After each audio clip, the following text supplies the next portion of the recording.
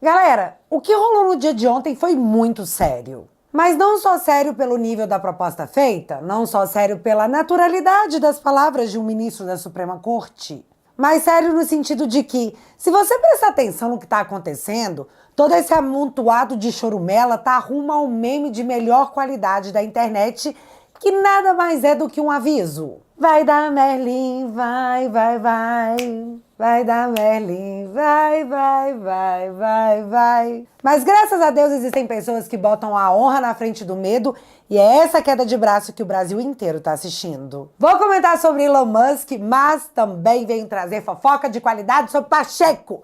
E essa fofoca pode explicar muita coisa. Ah, quase que eu esqueço, Glauber Braga, o quase deputado demitido por agressão, foi preso. Intenso, né? Sem mais delongas, separa a pipoca, fica confortável. E bora lá!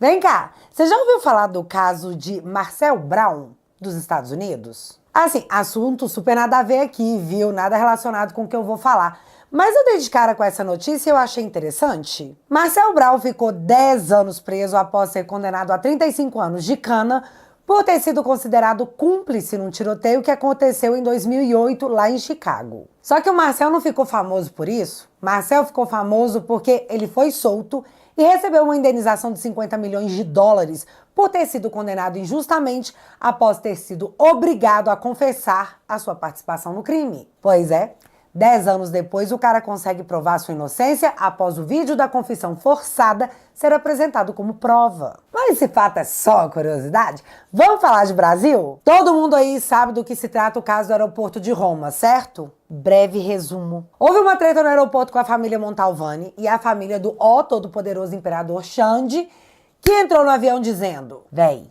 você tá ferrado, você há de se arrepender do dia que nascestes. Não, mentira, mas parece plausível, não parece, visto que rolou? A família Montalvani desembarcou de Roma com a PF no cangote, passou o dia prestando depoimento, sofreu busca e apreensão e uma exposição nacional. Eis aqui a família do que agrediu o filho da Suprema Corte. Joguem aos leões. E tudo foi colocado como se isso fosse um ataque ao Estado de Direito, à democracia, porque a figura da democracia foi materializada no Xande. Literalmente. Aí a Polícia Federal investigou e o delegado resolveu não indiciar. Só que aí os poderosos não aceitaram, porque, como assim? Você bebeu? Então o delegado foi substituído, a denúncia contra a família Montalvani foi oferecida pela Polícia Federal. Ah, e só pra você não esquecer, em novembro de 2023, o Xande defendia junto ao Dilma a indicação do Gonê à PGR. E o Gonê, de fato, é indicado à PGR e, em sua primeira fala pública, ele agradece a Alexandre de Moraes por muito mais do que suas palavras. A gente sabe. Mas tá, relembrando esses negócios, em julho desse ano, o PGR denunciou a família Montalvani por hostilidade. Só que tudo isso aconteceu sem que a defesa tivesse acesso às imagens do aeroporto, sem que os acusados assistissem às imagens da suposta agressão, sem que os peritos pudessem trabalhar no vídeo. Ver o vídeo. Nada. E aí hoje a gente sabe o porquê. Defesa diz que imagem omitida pela Polícia Federal mostra filho de Moraes agredindo empresário em Roma. Laudo de peritos independentes contraria a versão que embasou a denúncia da PGR sobre incidente a aeroporto. Aí, depois disso, vocês não sabem o que aconteceu. O PGR ofereceu à família Montalvani um acordo de não persecução penal, que seria uma pena alternativa à prisão. Mas em troca, a família deveria confessar o crime de injúria e de calúnia. Só que a família Montalvani assistiu às imagens do aeroporto de Roma e, em posse desse conhecimento do que rolou exatamente na situação, eles disseram que não, obrigado, não vou confessar nada em troca do Estado parar de me perseguir, porque no minuto tal tá mostrando que, na verdade, foi o filho do Alexandre que cometeu a agressão. Então, não conta com a minha covardia. Em minha livre adaptação. Olha isso, gente. A PGR, tão boazinha, oferecendo um acordo após a defesa, os acusados e outros peritos terem tido acesso à prova. Só que isso aí não parou na família Montalvani. E foi essa fala aqui que me fez querer fazer esse vídeo. Suprema Corte do Brasil, com a palavra o presidente do STF, um cara de coração muito bom. Olha o que ele diz. De não persecução penal, como destacado pelo ministro André, pelo ministro Alexandre, é uma importantíssima inovação que diminui as pressões sobre o sistema de execução penal e sobre o sistema prisional. E aqui eu gostaria de fazer uma observação com os dados que me foram fornecidos pelo ministro Alexandre de Moraes, que boa parte da sociedade desconhece e talvez alguns dos próprios interessados. É que nos julgamentos do 8 de janeiro, houve uma quantidade de casos, pouco mais de 200, de cometimento de crimes mais graves e que estão sendo julgados pelo plenário. Porém, houve a oferta, nosso procurador-geral poderá confirmar, de mais de 1.200 acordos de não persecução penal. E mais da metade, e o acordo de não persecução penal oferecido pelo Ministério Público era em termos bastante moderados. Uma multa de R$5.000 para quem pudesse pagar. Em segundo lugar, 2 anos sem utilização de rede social e um curso de formação democrática no Ministério Público. Pausa. Você tá entendendo o que o Barroso está falando? Foi proposto para 1.200 pessoas que assinassem um acordo de não persecução penal em troca de uma multa de R$5.000, de 2 anos sem usar redes sociais e fazer um cursinho de democracia. Cara, que loucura isso, desculpa. E aqui eu tô falando só por mim. Quando eu falo em cursinho democrático, eu só penso nos centros de reeducação para dissidentes de Estado. Mas aqui no Brasil não é isso, claro, porque isso não é coisa democrática. É como se você perdesse a carteira de habilitação e fosse fazer uma aula de reciclagem. Tem que falar assim pra democracia não prender, entendeu? Mas, em troca de toda essa benevolência, eles querem a sua alma. Não, mentira de novo. Ou será que não? Em troca, você tem que confessar que cometeu o crime de atentar contra a democracia e o Estado de Direito no país, independente de você ter cometido ou não tal crime. Quer o benefício? Assina aqui e a gente acaba com isso. Caso contrário, bom, a Débora tá presa há 15 meses sem julgamento. Mãe de 2 filhos pequenos, ficou mais de 1 ano sem sequer ter tido uma denúncia oferecida contra ela. E não, eu nunca vou parar de falar da Débora. Mas esse acordo é tão bom para todo mundo, por que essas pessoas simplesmente não assinaram? Fala aí, Barroso. Por quê? Esse era o acordo proposto. E mais da metade dos 1.200 não aceitaram o acordo até agora. Portanto, é uma opção, as pessoas têm o direito de fazer as suas escolhas na vida, mas para deixar claro que esse mito de que é um conjunto de pessoas inocentes, úteis, que estavam lá sem saber bem o que estava acontecendo, estão recusando o acordo de não persecução penal que envolve a devolução do passaporte e a retirada da tornozeleira. Portanto, parece claramente uma manifestação ideológica de permanecer preso ou ser condenado em lugar de aceitar uma proposta de acordo que me parece bastante moderada. Me parece claramente. Tipo, sim, não tenho nenhuma dúvida, isso aí tá muito óbvio. As pessoas não querem confessar seus crimes porque estão fazendo uma manifestação ideológica em vez de aceitar um acordo bom desses. Olha isso! Será que em nenhum momento passou pela cabeça do presidente da Suprema Corte que essas pessoas não querem assinar uma confissão porque elas são inocentes e não querem confessar um crime que não cometeram? Será que, hora alguma, esse pensamento passou pelo cérebro desse ser tão iluminado? E olha a gravidade disso. Essas pessoas serão julgadas por essa Suprema Corte que já decretou. Porque, vem cá, quando você usa a palavra claramente, significa que você não tem mais nenhuma dúvida a respeito. E essa Suprema Corte já tem decisão pronta antes mesmo dos casos serem julgados. E é nesse momento que você pega a presunção de inocência que está descrita no artigo 5º da Constituição e manda para Venezuela, que é um lugar que ninguém jamais vai mexer. Nunca. Cara. E só para finalizar, dá uma olhada. A proposta ainda tá de pé. Confirma, certo, doutor Paulo? Confirmo exatamente isso. A informação é precisa. Para minha surpresa e surpresa de toda a equipe, mais da metade não respondeu à proposta de acordo. Podemos renovar a oferta? Com certeza.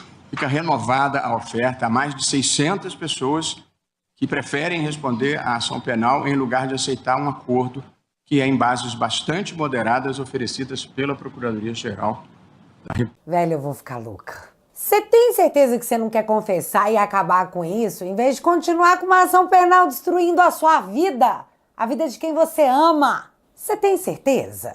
Tem certeza? Assim, em vídeo, pra todo mundo ver, como se fosse uma coisa mega boa mesmo pros inocentes que estão lá. Confesse um crime que você declara não ter cometido, que o Estado para de te perseguir. Simples! É um acordo super moderado. Mas eis aqui meu momento Timão, tentando ver além do que eu vejo. Se, e eu tenho, pra não ser presa, que dizer que se essas pessoas de fato são inocentes e o Estado as prendeu, acusou e perseguiu sem nenhuma prova? E se muitos já sabem que uma galera não deveria sequer ter sido investigada, que dirá presa? E se isso já foi levantado, seria mega conveniente morrer o assunto com um papel assinado por essas pessoas em que elas confessam o crime pelo qual foram perseguidas pelo Estado. Aí não teria crime com os meninos da Suprema Corte, né? Afinal, elas confessaram, ó, tá aqui o papel, confere a assinatura. De quebra, teriam várias confissões de que estavam tentando atentar contra a democracia e uma abolição violenta do Estado de Direito. E vem cá, quem que eles tentam colar a pecha de chefe de tudo isso? É o Bolsonaro. De novo, aqui ó, a tropa se rendeu e confessou. Agora só falta pegar o general. E é exatamente isso que eles estão tentando fazer há quase 2 anos, tentar ligar o Bolsonaro a tudo isso. Portanto, geral assinando isso aí seria bom de todas as formas para o Supremo. Vocês não acham? Até porque antigamente funcionava assim. O ônus da prova é de quem acusa. Mas depois do caso do Felipe Martins, nós descobrimos que o acusado é que deve provar que é inocente. E o silêncio dos juristas desse país ainda é ensurdecedor. Bom, mas isso aí é só a minha percepção, né? Posso estar errada? E tenho que falar isso para não ser presa. E refletindo sobre tudo isso, eu tenho que falar do vídeo do Gayer e do Nicolas. Os abusos são muitos. E olha, eu nem tô falando nesse vídeo das revelações da Folha de São Paulo e da Vaza Toga. Eu nem tô entrando no mérito do caso do Felipe Martins. Não é mais uma questão de se ele fez. É uma questão de ele fez. E aí? O que vocês vão fazer a respeito? Acredito que nessa altura do campeonato todos já sabem que temos 36 senadores a favor do impeachment do ministro Alexandre. E caso você não saiba como funciona, se o processo de impeachment for aberto, e eu não tô nem falando de ser julgado, eu tô falando de aberto, se o pedido for aceito, Alexandre é imediatamente afastado de seu cargo e é iniciada uma investigação que tem durabilidade de 6 meses para que ele possa se defender das acusações. Direito esse que muitos não têm. Um senador da República negar o direito de investigação de atos tão explícitos é mais do que omissão. É maldade mesmo. Os nomes contrários ao impeachment do ministro, todos sabemos, é a galera que há 7 anos atrás estava fazendo isso aqui. E é até engraçado assistir agora. Na véspera da sabatina de Alexandre de Moraes, o Senado recebeu um abaixo-assinado contra a indicação dele ao Supremo Tribunal Federal. Estudantes de direito da faculdade onde ele leciona lideram o protesto. Com tremenda inquietação, a nota de repúdio foi lida pela presidente do Centro Acadêmico da Faculdade de Direito da Universidade de São Paulo. A manifestação veio acompanhada de mais de 270 mil assinaturas. Ela também tem o apoio de entidades da sociedade civil, como a Associação de Juízes para a Democracia e o grupo Tortura Nunca Mais. A nota alega que Alexandre de Moraes, indicado ao Supremo Tribunal Federal, tem uma postura partidarizada e não cumpre os requisitos para ocupar uma vaga na Suprema Corte. Com secundaristas, o Alexandre de Moraes permitiu que houvesse integração de posse sem mandado judicial.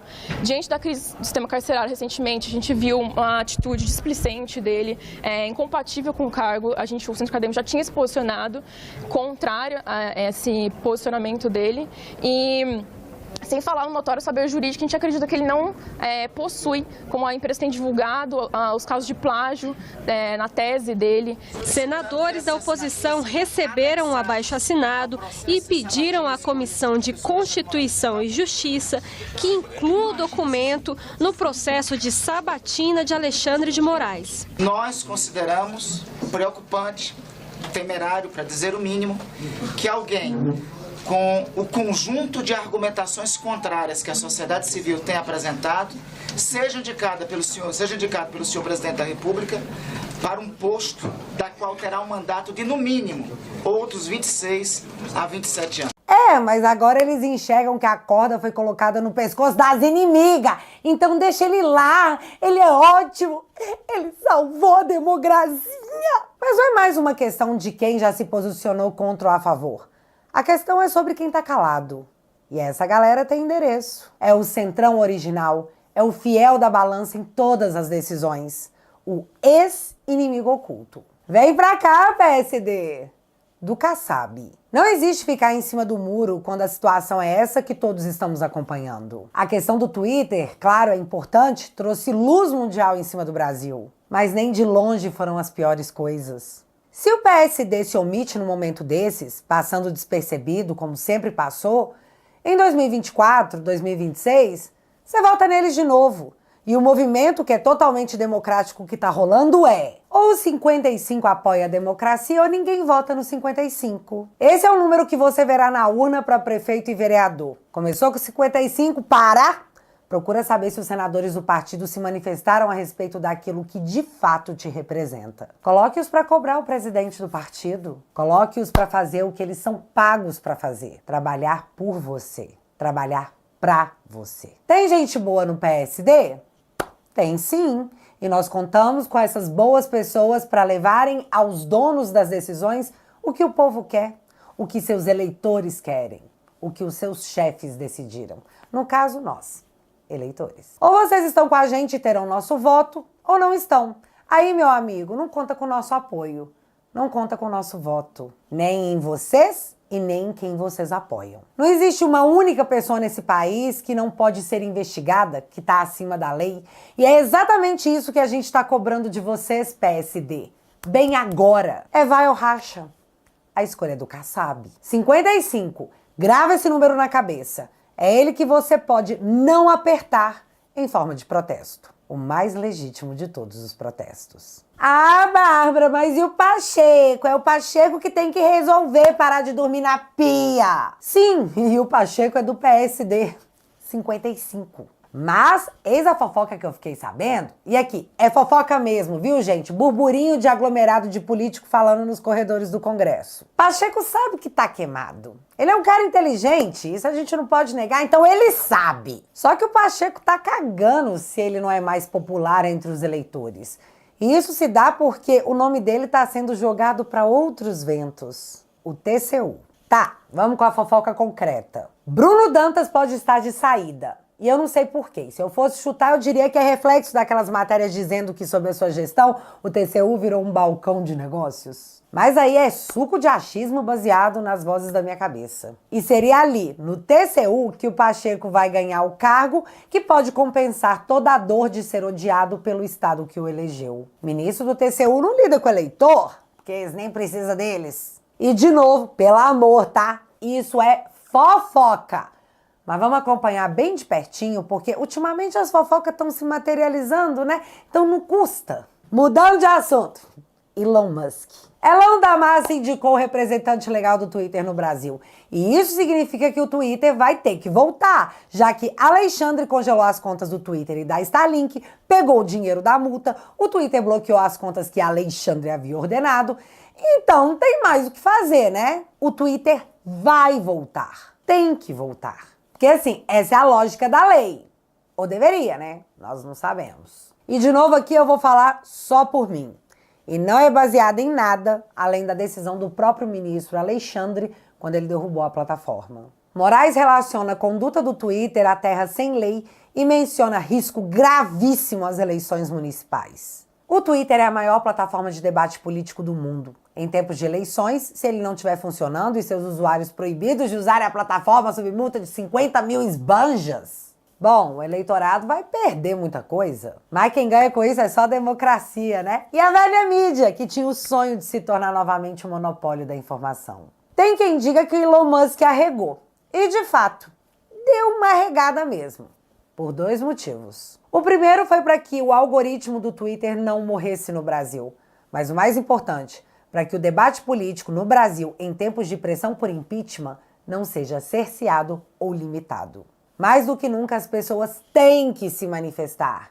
E é esse o pensamento do Elon Musk. Ah, e só porque eu mencionei o Twitter e a tal da multa, só para comentar o choque que eu fiquei ao ler a notícia que a Polícia Federal iria investigar os brasileiros que acessaram a plataforma para aplicar a multa, sendo que no dia seguinte nós lemos essa notícia aqui. Dias Toffoli manda soltar cantor do PCC preso na Argentina. E que a ordem de prisão do moço do PCC veio do STJ, só que o Toffoli é o ministro do STF, a última palavra é dele, o julgamento do habeas corpus é dele, então esteja solto. Enquanto a Débora, que escreveu Perdeu o Mané de Batom na estátua da Suprema Corte, segue presa há mais de 1 ano. Mas no dia seguinte a esse negócio de polícia investiga todo mundo, também teve essa notícia aqui. PF indicia Renan Calheiros e Eduardo Braga por corrupção. De novo, é 2024 e a gente está lendo de novo que o Renan Calheiros está sendo indiciado por corrupção. Mas não só ele, o Eduardo Braga e o Romero Jucá. Só que o Romero Jucá não tem foro privilegiado, então ele não vai ser julgado pelo STF. E eu tenho uma notícia para dar. Nem o Jucá, nem os presos do dia 8, nem 95% das pessoas dos inquéritos. E aí eu queria entender por que o Jucá tem o benefício de ter acesso à justiça quando os bolsonaristas não têm. Juristas, vocês conseguem passar pano para isso, para me responder? Assim, só o mínimo já serve. Mas fiquem todos calmos, porque depois disso tudo o ministro Xande reveu seus conceitos e a multa vai ser só para quem extrapolou no uso do Twitter. E o que ele quis dizer com isso? E para encerrar, Glauber Braga, o futuro deputado cassado porque bateu em uma pessoa dentro do Congresso, foi preso. E sim, temos imagens.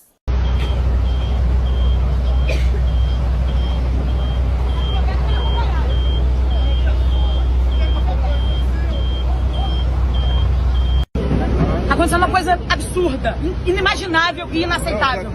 Glauber Braga, deputado federal pelo pessoal do Rio de Janeiro, um jornalista e 2 estudantes, uma estudante e um estudante, estão detidos nesse momento.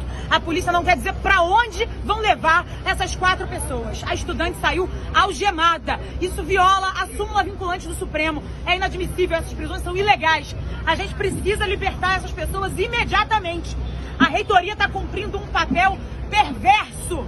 Não dá para permitir que 4 pessoas sejam presas sem saber o destino. A polícia não quer revelar para onde vai levar eles. Isso é inadmissível.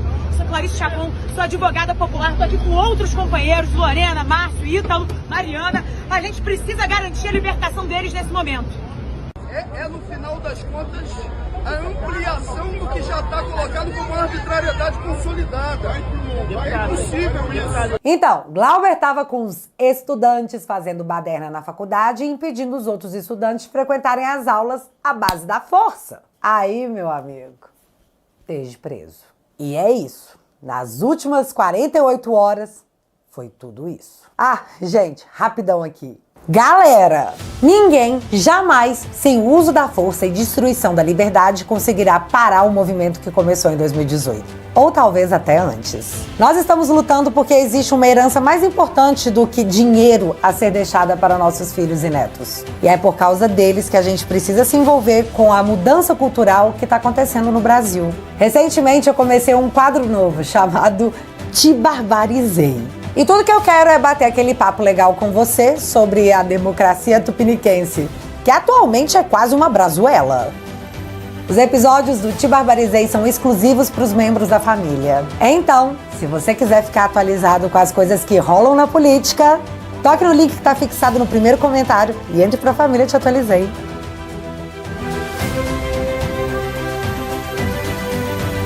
Galera, assinando o meu site você financia o meu trabalho, os meus advogados e toda a jornada que só começou. Quando a gente falou que no nosso turno não, a gente estava falando sério.